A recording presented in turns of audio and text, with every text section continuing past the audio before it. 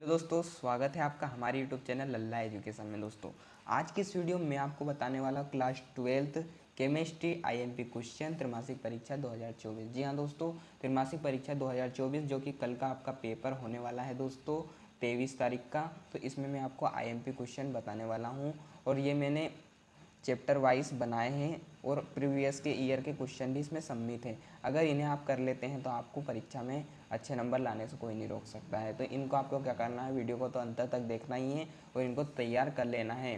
ठीक है, तो पहले क्वेश्चन अध्याय 1 है आपका विलियन। विलियन में से मैंने छाटे क्वेश्चन हैं जिनको आप पढ़ लीजिएगा, यही आपको कल की परीक्षा में देखने को मिलेंगे। ठीक है, तो चलिए बिना किसी देरी के अपन वीडियो को स्टार्ट करते हैं।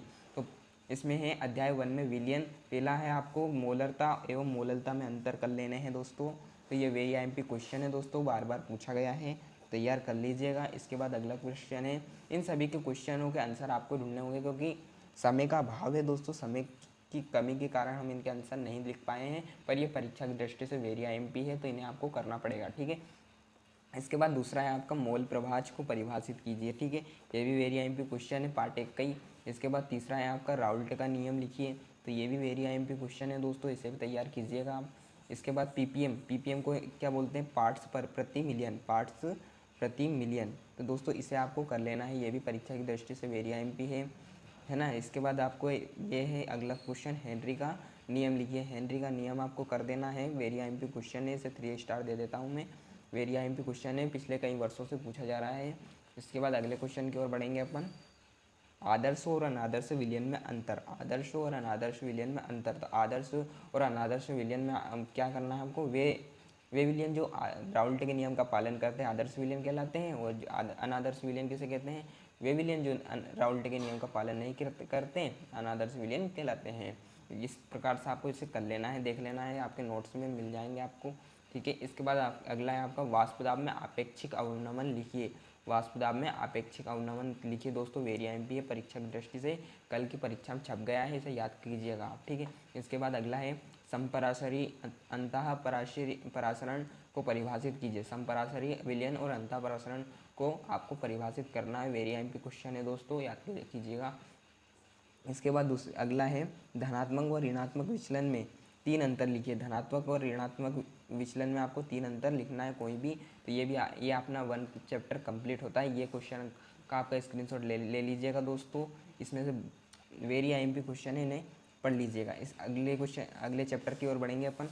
तो अगला है आपका विद्युत रसायन अध्याय 2। ठीक है, विद्युत रसायन अध्याय 2 में आपको देखना है कोलरास का नियम लिखिए तथा इसके अनुप्रयोग उदाहरण सहित लिखिए। वेरी आईएमपी क्वेश्चन है दोस्तों, 3 स्टार मिलने ही चाहिए इस क्वेश्चन को क्योंकि बार बार पूछा जाएगा और इस पर न्यूमेरिकल्स भी बनने वाले हैं। ठीक है, इसके बाद दूसरा आपका विशिष्ट चालकता और मोलर चालकता, तुल्यांकी चालकता को परिभाषित कीजिए। देखियो मैंने एक ही प्रश्न में 3 क्वेश्चन को बना दिया, विशिष्ट चालकता, मोलर चालकता, तुल्यांकी चालकता को परिभाषित कीजिए। तो इसे भी आपको करना है तैयार। ठीक है, इसके बाद अगले क्वेश्चन की ओर बढ़ेंगे, मानक हाइड्रोजन इलेक्ट्रोड विभव क्या है।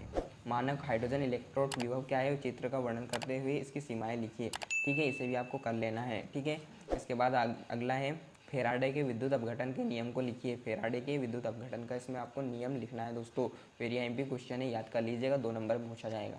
इसके बाद सेल स्थिरांक किसे कहते हैं, सेल स्थिरांक किसे कहते हैं, वेरी आईएमपी क्वेश्चन है, इसे भी याद कीजिएगा। ठीक है, इसके बाद ओम का नियम, ओम का नियम किसे कहते हैं, किसी चालक के ताप आयतन में कोई परिवर्तन ना हो तब चालक के सिरों पर लगाया गया विभवांतर विद्युत धारा में प्रवाहित के समानुपाती होता है। वेरी आईएमपी क्वेश्चन है, ओम का नियम दोस्तों कर लीजिएगा, मैं भूल गया हूँ इसे, पर ये वेरी आईएमपी क्वेश्चन है। ठीक है, इसे भी आप कर लीजिएगा। इसके बाद अगला है आपका 2 पार्ट में विद्युत रासायनिक श्रेणी किसे कहते हैं, वेरी आईएमपी क्वेश्चन है दोस्तों, याद कीजिएगा। इसके बाद नर नष्ट समीकरण तो आपको छोड़ना ही नहीं है, इस पर भी न्यूमेरिकल्स आपके बनने वाले हैं।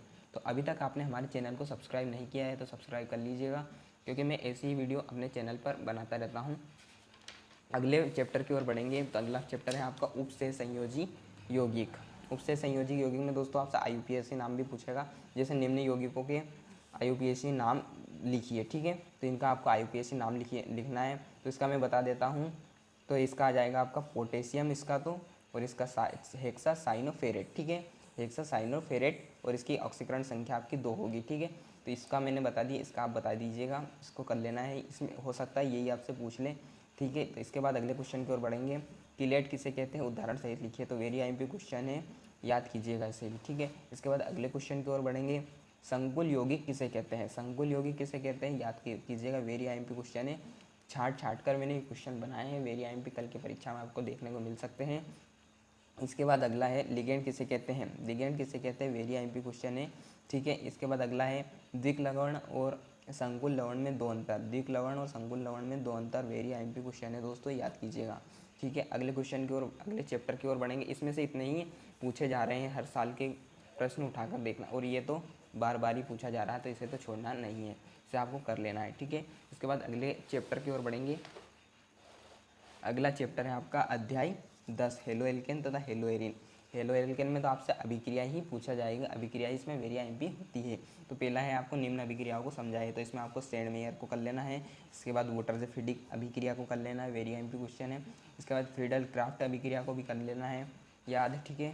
इसके बाद अगले क्वेश्चन की ओर बढ़ेंगे। SN1 और SN2 अभिक्रियाओं में अंतर लिखना है, अंतर वेरी आईएमपी क्वेश्चन है दोस्तों, याद कीजिएगा।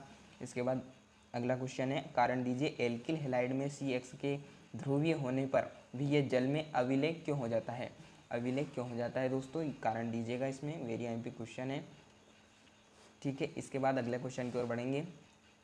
नाभिक स्नेही प्रतिस्थापन और इलेक्ट्रॉन स्नेही प्रतिस्थापन अभिक्रिया उदाहरण सहित लिखना है, वेरी आईएमपी क्वेश्चन है परीक्षा की दृष्टि से, ठीक है। इसके बाद अगले क्वेश्चन की ओर बढ़ेंगे। निम्न को समझाइए, केवल समीकरण लिखिए, तो आपको इन अभिक्रियाओं के केवल समीकरण लिखने हैं। पहला है सेंडमेयर अभिक्रिया, वेरी आईएमपी क्वेश्चन, बता चुका हूँ मैं। वोटरज अभिक्रिया, बार बार बोल रहा हूँ, बता चुका हूँ, वोटरज अभिक्रिया वेरी आईएमपी क्वेश्चन है। इसके बाद हुन्सडीकर वेरी आईएमपी क्वेश्चन, और रिमर टीमेन अभिक्रिया वेरी आईएमपी क्वेश्चन 2013 से ये पूछा जा रहा है, तो इसे आपको छोड़ना नहीं है, ठीक है। इसके बाद अगले चैप्टर की ओर बढ़ेंगे। अगला चैप्टर है यहाँ पर अध्याय 8, अध्याय 8 है डी और एफ ब्लॉक के तत्व। तो इसमें सिंपल सा फंडा है, आपको क्या करना है, इसको तो आपको छोड़ना ही नहीं है। डी और एफ ब्लॉक के तत्व किसे कहते हैं, वेरी आईएमपी क्वेश्चन है, इसे तो छोड़ना ही नहीं, गारंटी है 100% मेरी कि ये कल के प्रश्न में अवश्य पूछा जाएगा। डी और एफ ब्लॉक की गारंटी लगा लो आप। तो डी और एफ ब्लॉक के तत्व किसे कहते हैं, वेरी आईएमपी क्वेश्चन है। इसके बाद डी और एफ ब्लॉक में अंतर, वेरी आईएमपी क्वेश्चन, इसमें से डी और एफ ब्लॉक में अंतर भी पूछेगा। इसके बाद लेंथेनाइड और एक्टिनाइड में अंतर, तो लेंथेनाइड और एक्टिनाइड में अंतर आपको याद करना है। इसके बाद है लेंथेनाइड संकुचन क्या है, तो लेंथेनाइड संकुचन भी बार बार पूछा गया है, इसे भी याद कीजिएगा। इसके बाद अगला है संक्रमण तत्व रंगीन यौगिक क्यों बनाते हैं, तो ये भी आपको तैयार कीजिएगा, ठीक है। इसके बाद अगला लास्ट एंड फाइनल क्वेश्चन है आपका लेंथेनाइड और एक्टिनाइड के उपयोग लिखिए। तो लेंथेनाइड और एक्टिनाइड का आपको इसमें उपयोग लिखने हैं, वेरी आईएमपी क्वेश्चन है दोस्तों।